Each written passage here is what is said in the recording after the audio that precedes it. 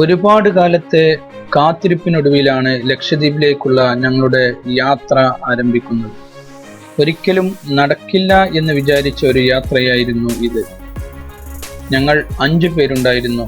5 പേരും ഈ ഒരു യാത്രയിൽ വളരെയധികം സന്തോഷമുണ്ടായിരുന്നു. ഞങ്ങൾ കപ്പലിൻ്റെ ഉള്ളിലേക്ക് കയറി ആദ്യം ഞങ്ങളുടെ ലഗേജുകൾ എല്ലാം ഞങ്ങളുടെ സീറ്റിനടിയിലായി അറേഞ്ച് ചെയ്ത് വെച്ചു. എന്നിട്ട് കപ്പലിൻ്റെ പുറം ഭാഗം കാണാനായി ഞങ്ങൾ പുറത്തേക്ക് ഇറങ്ങി. അതിമനോഹരമായിരുന്നു ആ കാഴ്ച. ഇതാണ് കപ്പലിൻ്റെ ഫ്രണ്ട് ഭാഗം. ഇവിടെ നിന്നാണ് ക്യാപ്റ്റൻ എല്ലാ കാര്യങ്ങളും നിയന്ത്രിക്കുന്നത്.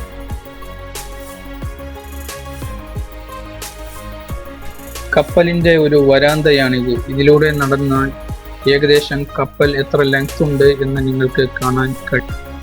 ഞങ്ങൾ പോകുന്നത് ബേപ്പൂരിൽ നിന്നുമാണ്. വളരെ ചെറിയൊരു കപ്പലാണ് ഇത്. കപ്പലിൻ്റെ സൈഡിലായി ഒരു റൗണ്ട് രീതിയിലുള്ള ബോക്സുകൾ കാണാം. അത് മുകളിലും താഴെയുമായി ഒരുപാട് എണ്ണമുണ്ട്. ചെറിയ ചെറിയ ബോട്ടുകൾ അറേഞ്ച് ചെയ്തിരിക്കുന്നതാണ് ഈ കാണുന്നത്.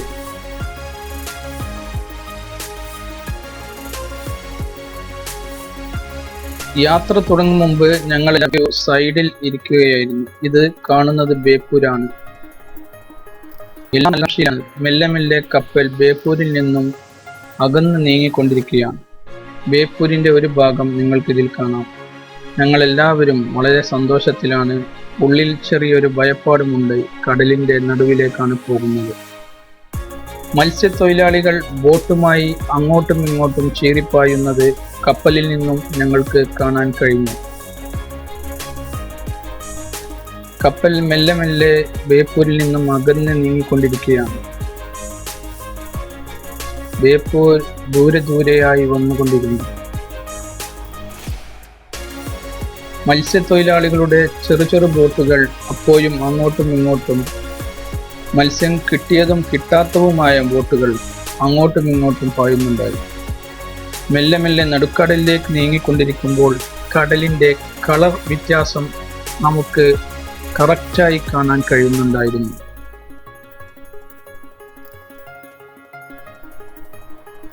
രണ്ട് വെള്ളവും രണ്ടും വേറെ വേറെ തന്നെ നമുക്ക് കാണാൻ കഴിഞ്ഞു.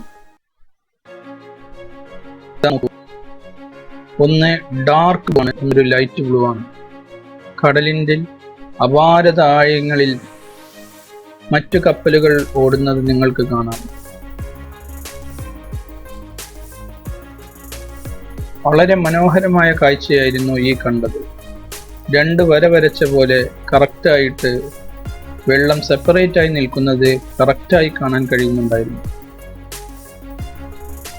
ഒന്ന് ഡാർക്ക് വെള്ളവുമായിട്ടും ഒന്ന് ലൈറ്റ് ആയിട്ടുള്ളൊരു വാട്ടറും.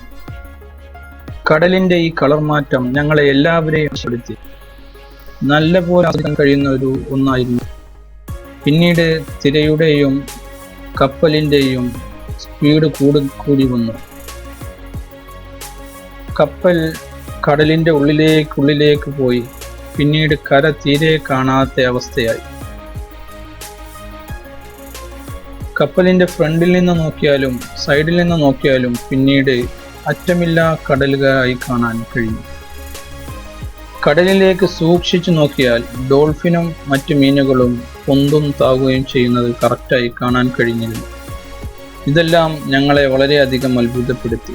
അതിനിടയിലാണ് സൽമാൻ സ്വന്തം ക്യാമറയെടുത്ത് ക്യാപ്റ്റൻ്റെ അടുത്ത് വന്ന് എല്ലാ കാര്യങ്ങളും കണ്ട് വീക്ഷിക്കുന്നുണ്ടായിരുന്നു. അദ്ദേഹം ഉള്ളിലേക്ക് കടക്കാനുള്ള ശ്രമം നടത്തിയെങ്കിലും അത് അവർ തടഞ്ഞിരുന്നു. പിന്നീട് കപ്പലിൻ്റെ കറക്റ്റ് ഫ്രണ്ടിൽ നിന്നുമുള്ള ഒരു വ്യൂ നമ്മൾക്ക് കാണാൻ കഴിഞ്ഞു. വിശാലമായ കടൽ എല്ലാവരെയും അത്ഭുതപ്പെടുത്തുന്നതായിരുന്നു. മറ്റു ചെറുമീനുകളെല്ലാം ചാടിക്കളിക്കുന്നത് കപ്പലിൽ നിന്നും കറക്റ്റായി നമുക്ക് കാണാൻ കഴിയും. അറ്റമില്ലാ കടൽക്കാറ്റിൻ്റെ ക്ഷീണം കൊണ്ട് ഞങ്ങൾ മെല്ലെ ഒന്ന് മയങ്ങി. അപ്പോഴും ഫഹദും സൽമാനും അവിടെ ഫോട്ടോ സെക്ഷനിലായിരുന്നു.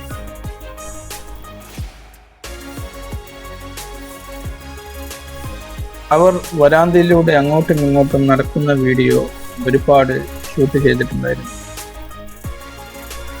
കപ്പലിന്റെ ഒരു ഒഴിഞ്ഞ ഒരു സൈഡാണ് ഇത്. ഇവിടെ ഒരു വിശാലമായ സ്ഥലമാണ്. ഇവിടെ നമുക്ക് സുഖമായി കിടന്നുറങ്ങാം. കപ്പലിൽ നിസ്കരിക്കാനുള്ള ഒരു ഏരിയയാണിത്. ഇതിൽ ഡയറക്ഷൻസ് കാണാം. നമുക്ക് വടക്ക് നോക്കി യന്ത്രമാണിത്. എവിടേക്ക് തിരിയണം എന്നുള്ളത് 270 ഡിഗ്രിയിൽ തിരിഞ്ഞ് നമുക്ക് നിസ്കരിക്കാനുള്ള ഒരു അറേഞ്ച്മെന്റ് കപ്പലിന്റെ ഉള്ളിൽ തന്നെ അറേഞ്ച് ചെയ്തിട്ടുണ്ട്. കപ്പലിന്റെ നിസ്കാര ഹാളിൽ നിന്നും പുറത്തിറങ്ങിയാൽ വീണ്ടും ഈ വരാന്തയാണ്. ഈ വരാന്തയിൽ നിന്നും നേരെ നടന്നാൽ നമ്മുടെ ചെയറുകളാണ്, നമുക്ക് ഇരിക്കാനുള്ള ഇരിപ്പിടങ്ങളാണ്. ഇതൊരു ചെറിയ കപ്പലായതുകൊണ്ട് തന്നെ ഇതിൽ സ്ലീപ്പ് ചെയ്ത് പോകാനുള്ള മാർഗമില്ല. നമുക്ക് ഇരുന്ന് യാത്ര ചെയ്യാനുള്ള അറേഞ്ച്മെന്റ് മാത്രമേ ഉള്ളൂ. നേരെ നടന്നാൽ പുറത്തേക്കുള്ള വഴികൾ പലതായി നമുക്ക് കാണാൻ. പല ഭാഗങ്ങളിലേക്കും പുറത്തു നിന്നേക്ക് ഇറങ്ങുന്ന വഴികളുണ്ട്. ഇതൊരു എക്സിറ്റ് വഴിയാണ്. ഇവിടെയാണ് ആളുകൾ ഇരിക്കുന്നത്. ഇതിലൂടെ നമുക്ക് എക്സിറ്റ് ആവാം. എക്സിറ്റ് ആവുമ്പോൾ നമുക്ക് കാണാൻ കഴിയുക ഇത് നേരെ ഒരു സൈഡിലേക്കാണ് എത്തുക. പല കോണുകളും നിന്നുള്ള കോണികൾ നമുക്കവിടെ കാണാം.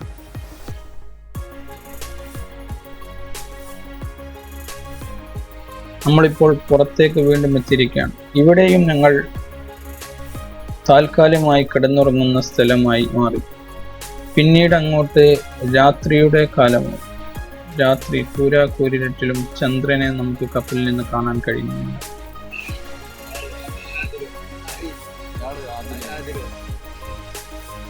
കാര്യമായി രാത്രിയിൽ ആർക്കും തന്നെ ഉറങ്ങാൻ കഴിഞ്ഞില്ല. ആകാംക്ഷ കൊണ്ട് ഞങ്ങൾ രാവിലെ എണീറ്റ് നോക്കിയപ്പോൾ ഇറങ്ങാനുള്ള തയ്യാറെടുപ്പിലാണ് പല ആളുകളും.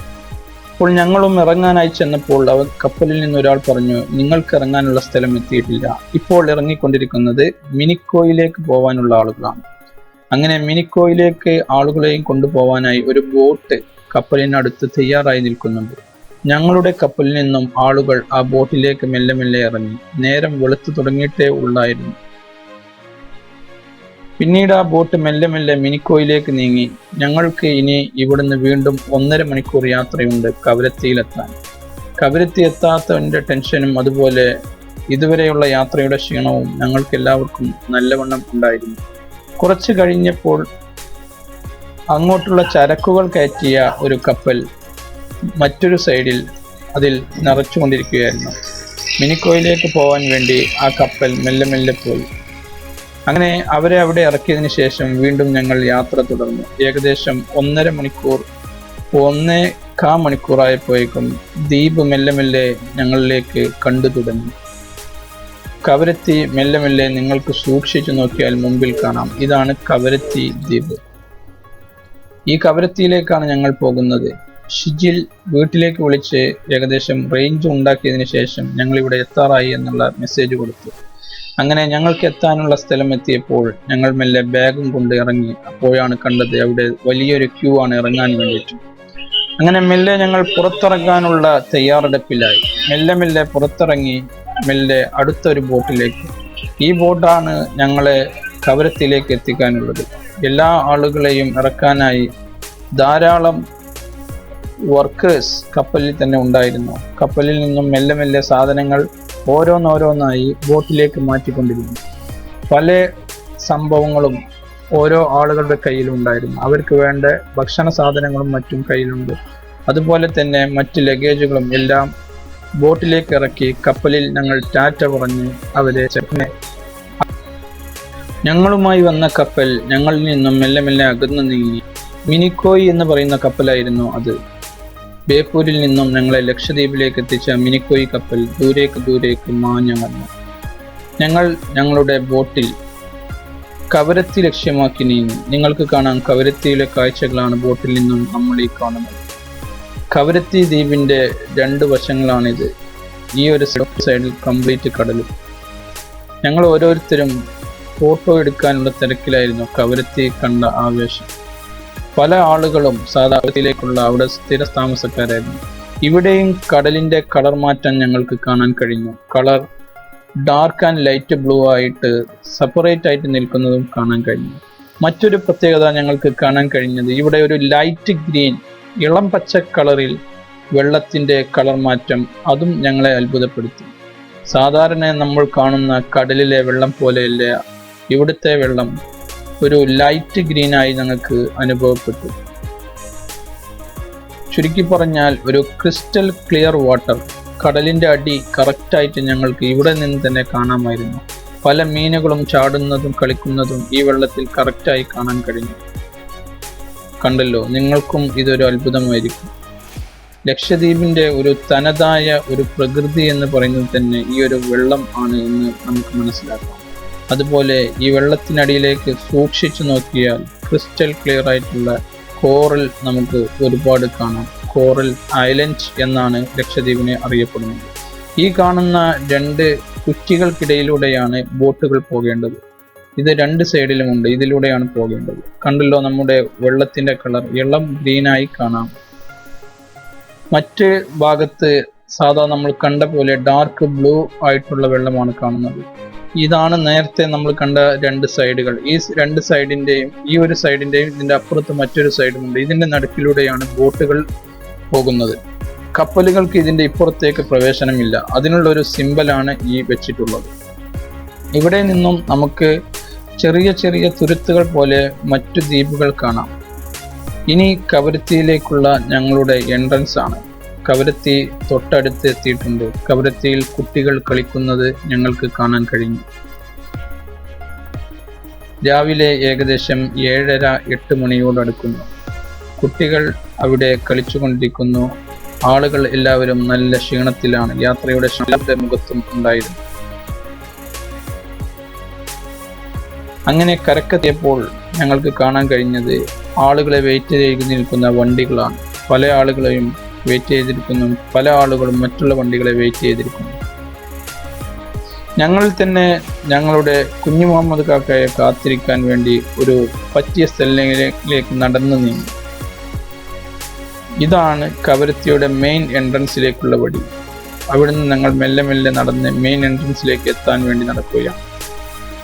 സൽമാനും ഫഹദും എല്ലാവരും ഒന്നിച്ചായിരുന്നു ഞങ്ങൾ നടത്തുന്നത്.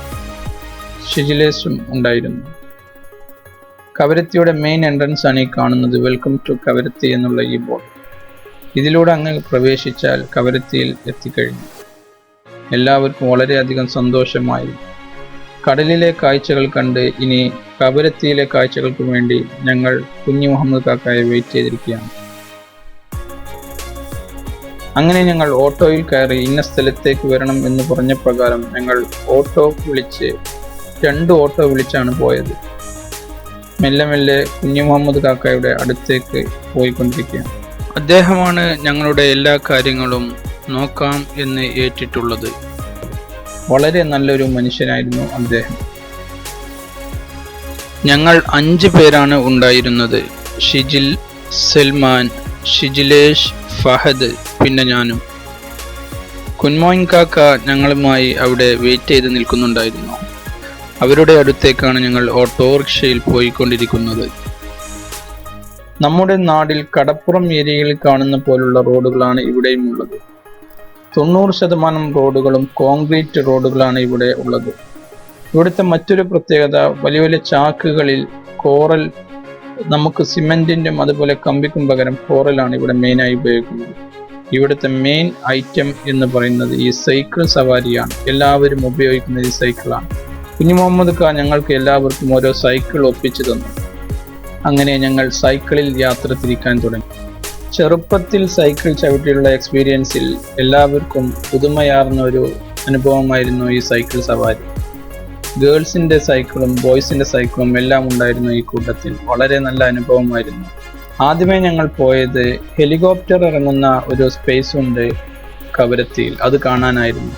അത് കാണാൻ വേണ്ടി അങ്ങോട്ട് പോയപ്പോൾ അവിടെ എത്തുന്നതിന് മുമ്പ് തന്നെ ഷട്ടൺ ബ്രേക്ക് കൊടുക്കേണ്ട ആവശ്യം വന്നു. കാരണം അവിടെ റെസ്ട്രിക്റ്റഡ് ഏരിയ ആക്കി വെച്ചിട്ടുണ്ട്. അതുകൊണ്ട് അതിൻ്റെ ഉള്ളിലേക്ക് ഞങ്ങളെ പ്രവേശിക്കാൻ അയച്ചില്ല. പിന്നീട് ഞങ്ങൾ കോറൽ ലീഫ്സിലേക്ക് ഇറങ്ങി. അതായത് കോറൽ പാടങ്ങൾ, പല രീതിയിലുള്ള ജീവികളും പല സസ്യങ്ങളും ഞങ്ങൾക്ക് അവിടെ കാണാൻ കഴിയും. നിൽക്കുന്നത് ലക്ഷദ്വീപിന്റെ തനതായ ഒരു മേഖലയിലാണ്. ഇവിടെ 2 ഭാഗത്തും കടലുകളാണ്. 2 ഭാഗത്തും, ഒരു ഭാഗം ആ ഭാഗം, ഒരു ഭാഗം കടല്, ആ ഭാഗത്തും കടല്.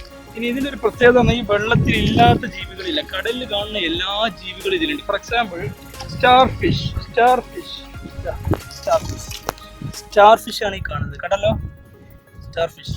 ഓരോന്നിനും നല്ല ഭംഗിയുള്ള സാധനങ്ങളും പച്ച കാണുന്നു. അതായത് കോറൽ ഐലൻഡിലൂടെയാണ് ഞങ്ങൾ ഇപ്പോൾ സഞ്ചരിച്ചു കൊണ്ടിരിക്കുന്നത്. വേലി ഇറക്കത്തിന്റെ സമയം അതുകൊണ്ട് കടൽ ഉള്ളോട്ട് വലിക്കും. ലോ ടൈഡ് എന്ന് ഇംഗ്ലീഷ്, ലോ ടൈഡ്. ആ സമയം ആയതുകൊണ്ട് ഇപ്പോ അതുകൊണ്ട് മാത്രമാണ് നടക്കാൻ പറ്റുന്നത്. നാളെ രാവിലെ വന്നാൽ വലിയ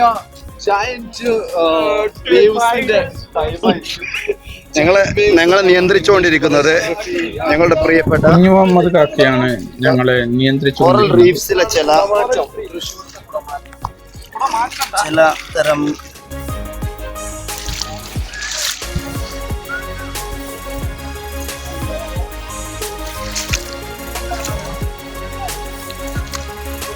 നടന്നുകൊണ്ടിരിക്കുന്നത് കോറൽ റീഫ്സ്.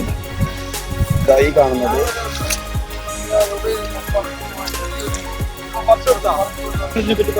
നല്ല ക്രിസ്റ്റൽ ക്ലിയർ വാട്ടർ എന്ന് പറയുന്നത് ഇതിനാണ്.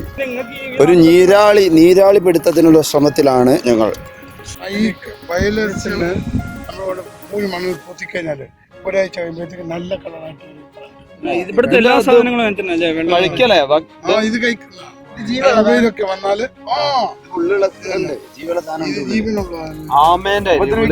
ഇല്ല നല്ല ഇത് ഞങ്ങളെ ഉപയോഗിച്ച് വന്നാൽ കടുക്ക പോലെ വേറെ സാധനം.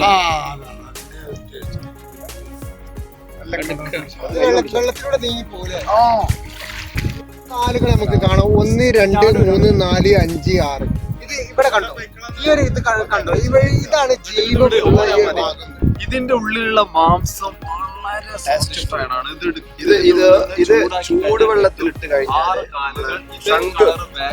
നമ്മള് കടുക്കൊക്കെ പോലെ കഴിക്കാൻ പറ്റുന്നതാണ്. ഏറ്റവും നല്ല സാധനമാണ്. ഓരോരുത്തരും ഒന്ന് കഴിച്ചാൽ മതി, പിന്നെ വേറെ ഒരു ആവശ്യമില്ല. കുഞ്ഞു മുഹമ്മദ് ക ഞങ്ങളിലേക്ക് എല്ലാ കാര്യങ്ങളും വിശദീകരിച്ചു തന്നു.